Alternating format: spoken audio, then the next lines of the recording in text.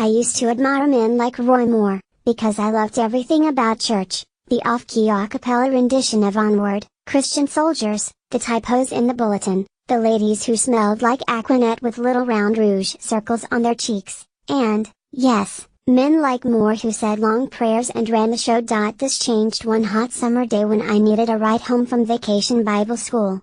I was delighted when the preacher volunteered to drop me off. As we drove, I chatted incessantly, happy to have him all to myself without people trying to get his attention in the church parking lot. When we got to my house, I was shocked that he walked me inside my dark house, even more surprised when he lingered in conversation, and thunderstruck when he kissed me right on the lips. At 12 years old, I swooned over my good luck. He picked me out of all the girls at church. But the relationship, especially after he moved on, reset my moral compass. If all the church conversation about morality and sexual purity was a lie, what else was fake? Now that the family of God felt incestuous, I rejected the church and myself. Didn't I want the preacher's attention? Didn't I cause this? When I careened from faith, I made a series of poor romantic decisions that later almost cost me my life. Still, I couldn't very well criticize the church because I was an utter emotional mess. Alabama state official defends Roy Moore, citing Joseph and Mary. They became parents of Jesus on Thursday. All this came back to me after I read one sentence in the Washington Post. The article was about allegations that Alabama Senate candidate Roy Moore sexually touched a teenager when he was in his 30s.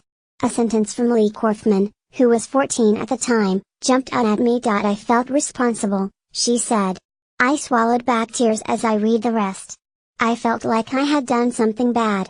And it kind of set the course for me doing other things that were bad. After her life spiraled with drinking, drugs, boyfriends, she attempted suicide 2 years later.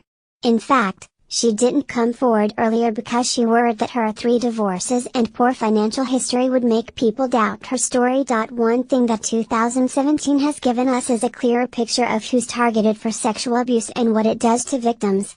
An anonymous man who alleged that Kevin Spacey attempted to rape him as a child also explained that he'd been the victim of an incestuous relationship with an adult cousin. Formerly aspiring actress Lucia Evans said her abuse by Harvey Weinstein caused eating problems. I ruined several really good relationships because of this, she said. My schoolwork definitely suffered, and my roommates thought I was going to kill myself. The evil of sexual predators is that they attack the weak, make them weaker, then discredit them because of their weakness. These arrogant monsters go on to bigger and better things, leaving a collection of wounded people in their wake. But these victims, one by one, are coming forward anyway, well aware that they'll be mocked and disbelieved, well aware that some will scrutinize their lives more harshly than their predators. I'm not an angel, Korfman pointed out. Moore, on the other hand, repeatedly claimed to be God's warrior. However, the scripture he really needed to read wasn't one of the 10 Commandments he so desperately wanted to hang in the state courthouse. It was Luke 172, which warns, it would be better for them to be thrown into the sea with a millstone tied around their neck than to cause one of these little ones to stumble. The great thing about 2017 is seeing these victims standing up straight, no longer stumbling. May we also see justice prevail for the predators, this side of heaven.